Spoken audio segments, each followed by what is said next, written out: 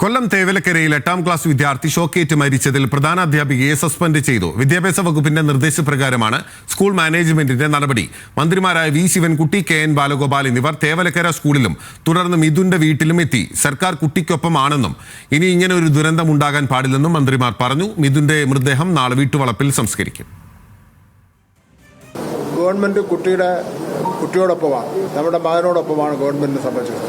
ഈ സംഭവവുമായി ബന്ധപ്പെട്ട് മുന്നൊരുക്കങ്ങൾ അല്ലെങ്കിൽ മുൻകരുതലുകൾ നടത്താൻ തയ്യാറാകാത്ത എല്ലാവരുടെ പേരിലും ഒരു വിട്ടുവീഴ്ചയുമില്ലാത്ത നടപടിയും മേലിൽ കേരളത്തിൽ വേറെ ആരും ഇത്തരം കാര്യങ്ങൾ ആവർത്തിക്കാൻ പാടില്ലാത്ത നിലയിലുള്ള നടപടികളും സ്വീകരിക്കുന്നതിന് വേണ്ടിയാണ് ഗവൺമെന്റ് ഇപ്പോൾ ആലോചിച്ചിട്ടുള്ളത്. കേരളത്തിൽ ഇങ്ങനൊരു സംഭവം ഉണ്ടായതിൽ വളരെ വലിയ വിഷമമുണ്ട്. ഒരു സംഭവം നടന്നു, അതിനെ സംബന്ധിച്ച് വളരെ കർശനമായ നിലപാടാണ് എടുത്തത്. ആ നഷ്ടം വലിയ നഷ്ടം തന്നെയാണ്. അത്തരം സംഭവങ്ങൾ ആവർത്തിക്കാതിരിക്കുക എന്നുള്ളതാണ് ഏറ്റവും പ്രധാനപ്പെട്ട കാര്യം. കേരളത്തിൽ 14,000-ഓളം സ്കൂളുകളുണ്ട്, ധാരാളം പൊതുസ്ഥാപനങ്ങളുണ്ട്. അപ്പം നമുക്ക് ഇത്തരം സംഭവങ്ങൾ ആവർത്തിക്കാതിരിക്കുക, അതിന് മാതൃകാപരമായ പ്രവർത്തനങ്ങൾ എടുക്കും. വിവരങ്ങൾ നൽകാൻ ഷമീർ അബ്ദുൾ.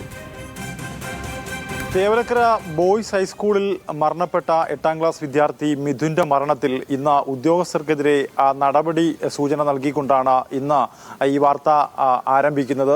ഇതിൽ ഏറ്റവും പ്രധാനപ്പെട്ടത് സ്കൂളിലെ ഹെഡ് മാസ്റ്ററെ പുറത്താക്കണമെന്ന് മന്ത്രി നിർദ്ദേശിച്ചു. അല്ലെങ്കിൽ സർക്കാർ അതിന്റെ രീതിയിൽ നടപടിയെടുക്കുന്ന മന്ത്രി വി ശിവൻകുട്ടി പ്രഖ്യാപിക്കുകയും ചെയ്തു. ഇതിനിടയിൽ വലിയ പ്രതിഷേധം സ്കൂളിലേക്ക് ഉണ്ടായി. ഇന്ന് വിദ്യാഭ്യാസം എന്തായിരുന്നു കൊല്ലം ജില്ലയിൽ.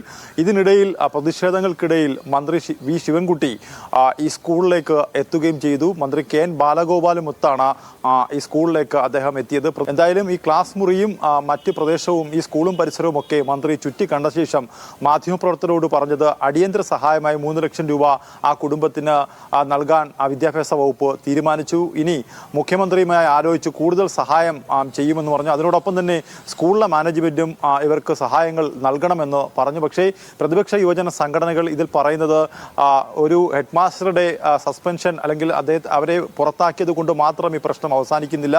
KSEBയുടെ അനാസ്ഥയുണ്ട്, മറ്റു ഉദ്യോഗസ്ഥരുടെ അനാസ്ഥയുണ്ട്. അവർക്കെതിരെയൊക്കെ തന്നെ നടപടി സ്വീകരിക്കണമെന്നുകൊണ്ടാണ് അവർ അത് ആവശ്യപ്പെടുകയും ചെയ്യുന്നത്.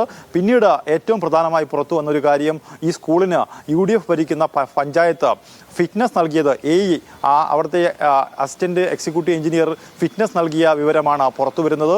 നാളെ ഈ കുട്ടിയുടെ അമ്മ സുജ വിദേശത്ത് നിന്നും രാവിലെ 8:45 നെടുമ്പാശ്ശേരി വിമാനത്താവളത്തിൽ എത്തിച്ചേരും. അതിനുശേഷം അവർ ഈ സ്വവസതിയായ തേവലക്കരയിലേക്ക് വരും. അതുപോലെ തന്നെ ഏറ്റവും പ്രധാനപ്പെട്ട കാര്യം, ഈ കുട്ടിയുടെ മൃതദേഹം രാവിലെ 10 മണി മുതൽ ഉച്ചയ്ക്ക് 12 മണി വരെ പൊതുദർശനം ഉണ്ടായിരിക്കും. അത് തേവലക്കര ബോയ്സ് ഹൈസ്കൂളിൽ വെച്ചാണ് ഈ പൊതുദർശന ചടങ്ങുകൾ നടക്കുക. ഇതിനുശേഷം മൃതദേഹം അവരുടെ വീട്ടിലേക്ക് കൊണ്ടുപോകും. 5 മണിയോടുകൂടി സംസ്കാര ചടങ്ങുകൾ നടക്കും. അങ്ങനെയാണ് ഈ ചടങ്ങുകൾ ക്രമീകരിച്ചിരിക്കുന്നത്.